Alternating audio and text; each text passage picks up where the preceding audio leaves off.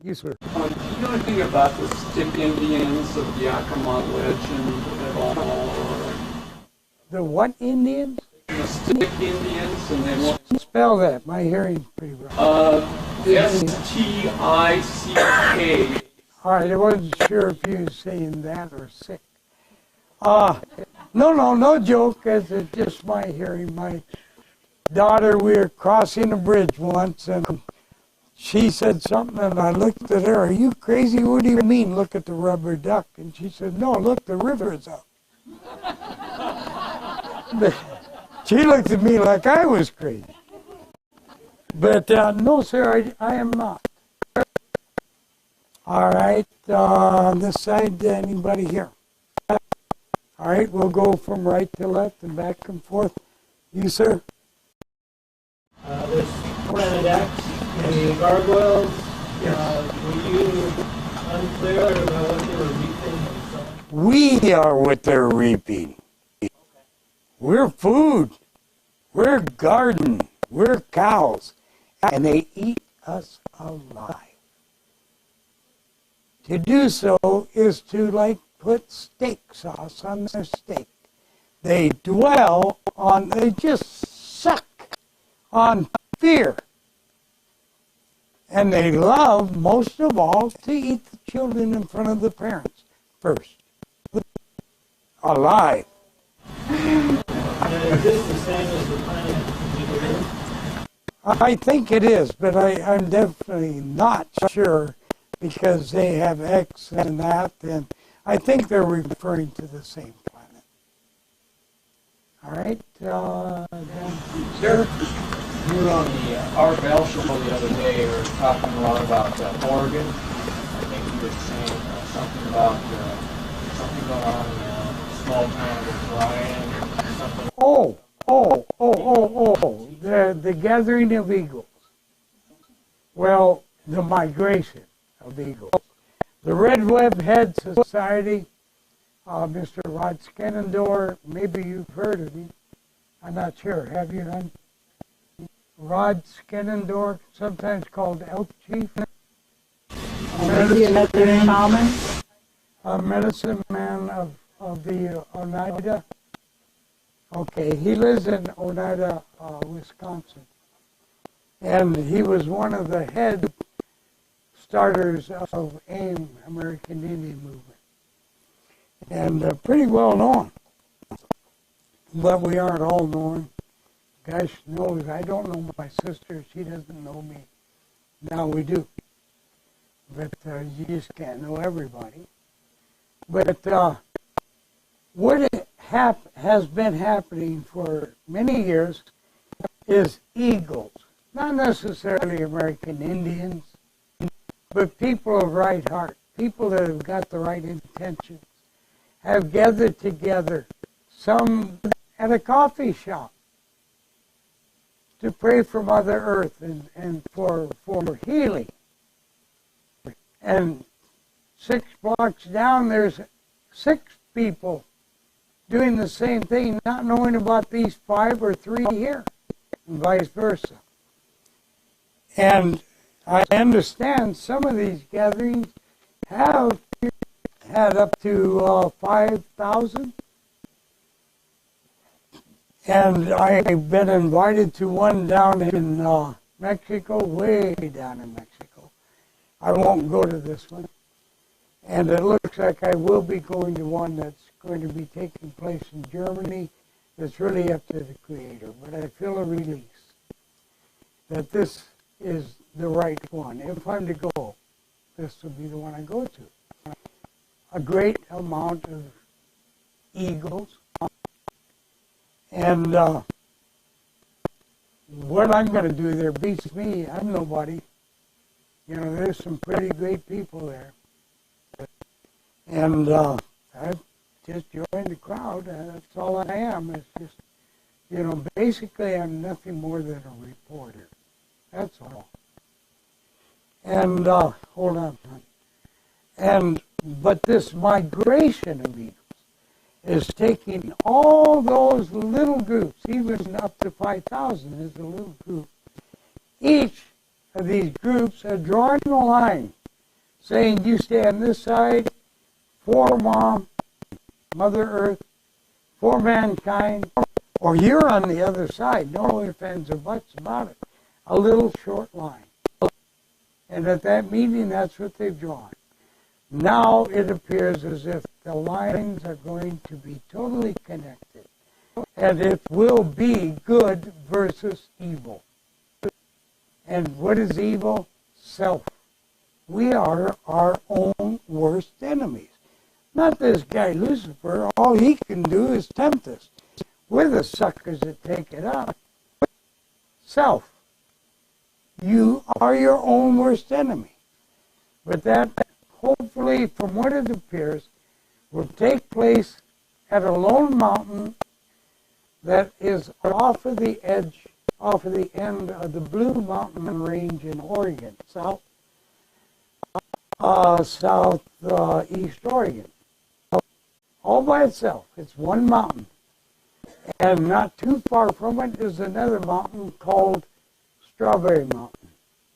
These two mountains are connected with a tunnel system, a number of tunnels. And I've been ordered to tell about it by Mr. Rod Scannendor. So I'm just doing what he's told me to do as a member. He's the boss. So it should take place sometime this coming summer, if it's going to take place at all. And frankly, if it's of the Creator, it sure will. Hopefully thousands of people, all paying their own way, all eating out of their own pocket, sleeping on the ground if they have to. It's nothing fancy. It's just people that are going to look within themselves for a change. Get rid of bigotry.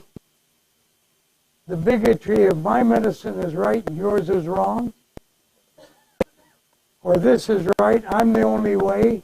Let's get together and love Earth.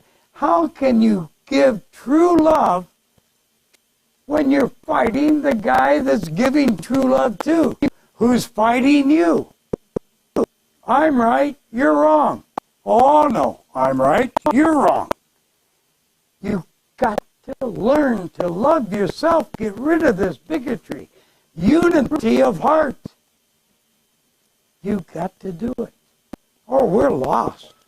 If there's enough people that can do it, we can put off what is laying ahead of us to a future date. And then let our grandchildren, great-grandchildren, or whatnot take care of the problem. They're going to have to face it. It will happen eventually. But are we the ones that are going to let it happen? We don't have to.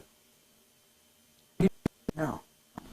Yes, you were talking about checking things out, and I'm not a Bible expert by far, but you said about this, they come down and harvest us. That is in the Bible, and it's, I believe it's in Revelation, that calls us like, harvest us like grapes. Just because it's in the Bible, is that truly what it is inferring? People take things out of context, and the next thing you know, you got a denomination.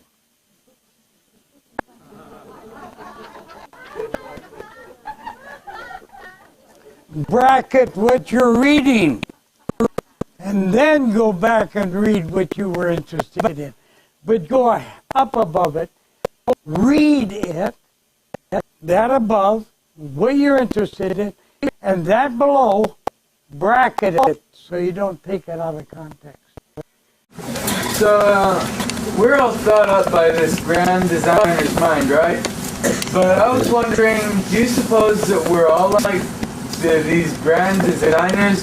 You know, because who hasn't had a few thoughts? Different dimension, different world. So, and who hasn't thought of weird creatures? Is it an existing world? Actually, let's put it this way. Who said that you invented anything? Let me tell you a story. I told it before. A scientist came to the Creator and says, God, we don't need you anymore. And he says, what? What do you mean? He says, oh man, you know, we grow ears on mice, we can transfer it, we clone, we do this, we do that. We don't need you anymore. And he says, can you make a man? And he says, well, we clone him. I said, no. Make a man. Well, no, but I'm sure we could in time. And the Creator says, okay, son, you go, and when you have made a man, you come back and see me, and I'll step down if it's true. So, okay, so he turns around, starts walking off, reaches down, picks up a handful of dirt, he's going to make a man. Gets a few more steps, and the Creator says, whoa, wait a minute. And he turns and says, what? And he says, get your own dirt. What I'm saying is there is nothing man can make that has not been made. All we can do is rearrange. We got toilet seats, right? Plastic toilet seats. A rearranged bunch of stuff put together to set on. But God made all the stuff for us to do it and gave us the ability, now hear this, to dream into being. You know, you think about it. God says, ye are as little g gods. Now, today, you look around, you wonder, you know, how can I be a god? Well, gee whiz, man, you know, way back when, we didn't have shirts or watches. I'd run around nude. Then got a little cold in certain areas, and I made a loincloth. Then got a little colder, and I made leggings. And then I thought, hell, let's connect the two. I got pants. Today it's called invention. But what it really is dreaming into existence. An idea. So we drive somebody's idea. We're lit up by somebody's idea. The only thing that you have that is not somebody else's idea is your own body. And then that's Dad's idea. He dreams us. We dream into existence anything that we believe can be done. Understand? And by the way, in medicine we call this working the dream. And I've done it, where I can make a person say exactly what I want them to say and write it down and give it to somebody. This person, someone I've never seen, I'll explain what they look like. In this car, this has been done. My wife can verify it. This color car, I didn't know if it was a Chevy Ford or God knows what, but it was a little blue car with a young boy of about 13 will come up, look at this horse that they were coming to buy or look at. And they will stop, look at the horse, they will come up, pull in. We will meet them on the porch, which is no trouble. That's going to be common anyway. And she will open the door and say, is that the horse? And we'll say, yes. And she'll say, we'll take it. I wrote that down, and that's exactly what happened. Was I making a fact, or was I looking into the future? It was interesting in finding out more information about your instruction with the levitation. All right. Know this, you don't have to buy the damn thing. Pick up the Bible, learn to read it for yourself. Follow the directions there, and just do it. I was under the impression you were instructing. I do. If people are so damn lazy they can't read it for themselves, they can pay $33 for it. Now,